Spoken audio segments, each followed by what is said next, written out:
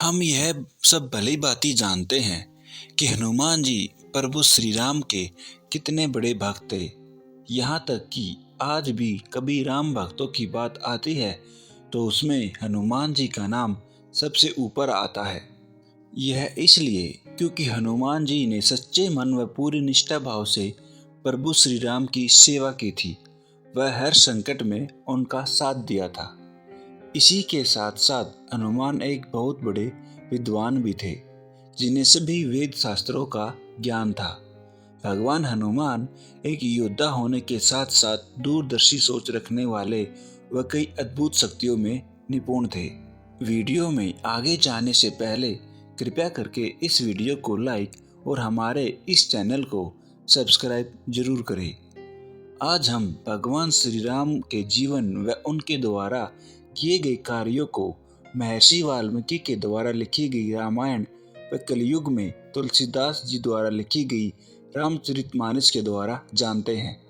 परंतु क्या आप यह जानते हैं कि वाल्मीकि जी से पहले ही भगवान हनुमान ने राम जी की कथा को लिख दिया था, जिसे हनुमद रामायण के नाम से जाना जाता है। यह रामायण वाल्मीकि जी की रामायण से कहीं अधिक श्रेष्ठ थी, किंतु आज यह उपलब्ध नहीं है क्योंकि स्वयं हनुमान जी ने इसे नष्ट कर दिया था।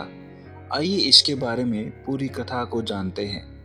14 वर्षों के वनवास व दुष्ट रावण का वध करके प्रभु श्री राम अपने छोटे भाई लक्ष्मण, पत्नी सीता, भक्त हनुमान व कुछ अन्य लोगों के साथ वापस अयोध्या लौट आए। चारों ओर प्रभु के वापस आने की खुशी थी व अयोध्या जगमगा रही थी। इसी बीच भगवान राम ने माता सीता का त्याग कर दिया। वह माता सीता फिर से वनवास के लिए चली गई। धीरे धीरे प्रभु श्री राम ने अयोध्या में राम राज्य की स्थापना की व धर्म, सत्य व न्याय व्यवस्था को पुनः स्थापित किया। इसी बीच हनुमान जी ने हिमालय जाकर महादेव की तपस्या करने का सोचा। इसके लिए वे अपने प्रभु श्री राम से आज्ञा लेकर हिमालय पर्वत चले गए। हिमालय पहुंचकर हनुमान जी प्रतिदिन भगवान शिव की उपासना करते, किंतु उनका प्रभु श्री राम के प्रति प्रेम कम नहीं हुआ। इसी प्रेम के फलस्वरूप वे प्रतिदिन हिमालय की दीवारों पर अपने नाखूनों से श्री राम से जुड़े प्रसंग लिखने लगे। इसी तरह उन्होंने पूरी राम कथा हिमालय की दीवारों पर उकेर दी। इस रामायण में उन्होंने प्रभु श्री राम से जुड़ा हर एक प्रसंग बहुत ही रोचक तरीके से लिखा व कभी न नष्ट होने के उद्देश्य से इसे हिमालय की दीवारों पर अपने नाखूनों से उकेरा। दूसरी ओर महर्षि वाल्मीकि जी को भगवान ब्रह्मा के आदेश पर नारद मुनि के द्वारा संपूर्ण रामायण का ज्ञान हो चुका था। ब्रह्मा जी के आदेशानुसार उन्होंने प्रभु श्री राम के जीवन पर एक और रामायण की रचना कर दी थी। महर्षि वाल्मीकि एक महान कवि थे और उन्होंने कई रचनाएं भी की थी। इसी क्रम में उन्होंने भगवान श्री राम पर आधारित रामायण को छंदबद्ध रूप में लिखा। जब उन्होंने संपूर्ण रामायण की रचना कर दी, तब वे इसे भगवान शिव को दिखाने के उद्देश्य से इसे लेकर कैलाश पर्वत जाने लगे। कैलाश जाते समय बीच में वे हिमालय के पर्वतों पर हनुमान जी को मिले। जब उन्होंने भगवान हनुमान जी के द्वारा लिखी गई रामायण को देखा तो यह देखकर वे आश्चर्यचकित रह गए, क्योंकि हनुमान जी की रामायण उनकी रामायण से कहीं अधिक श्रेष्ठ थी। उन्हें यह अच्छे से ज्ञात था कि हनुमान प्रभु श्री राम के कितने बड़े भक्त हैं। वह उनके जीवन से भली भांति परिचित हैं।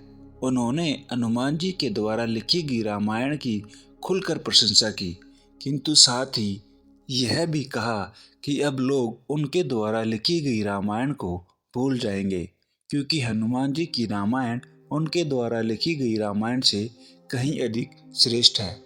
जब हनुमान जी ने वाल्मीकि जी के चेहरे पर आए चिंता के भाव को देखा और उनकी व्यथा को समझा, तो उन्होंने सोचा कि वाल्मीकि जी एक महान कवि हैं, वह राम भक्त भी हैं।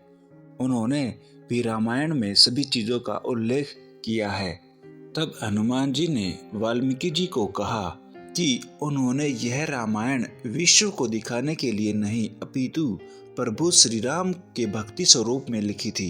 इतना कहकर हनुमान जी ने उस रामायण लिखे पहाड़ को अपने कंधों पर उठाया और दूर समुद्र में जाकर उसे डुबो दिया। इस तरह हनुमान जी ने अपने द्वारा लिखी गई रामायण को श्री राम को समर्पित करने के उद्देश्य से उसे हमेशा के लिए समुद्र में डुबो दिया।